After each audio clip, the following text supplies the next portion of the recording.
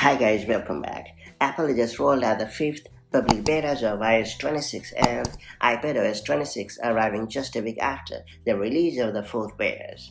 Folks who have enrolled their devices for Apple's beta program can install the latest builds directly from the software update section within the Settings app.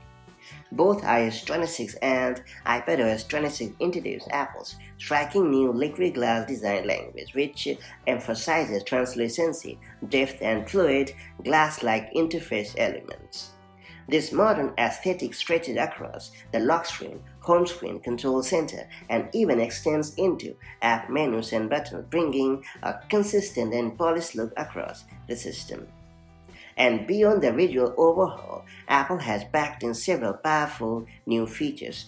Core apps like Messages, Phone, Shortcuts, and Apple Music have been updated with fresh capabilities designed to enhance daily use. Apple is also integrating its latest Apple Intelligence features, which aim to make the operating system more proactive and context-aware.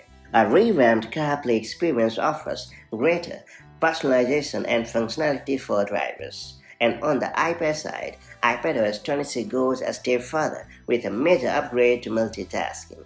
The new system allowed users to manage multiple app windows at once, delivering a more Mac-like workflow that bolsters productivity. The official launch is expected later this year, so we are going to keep our fingers crossed.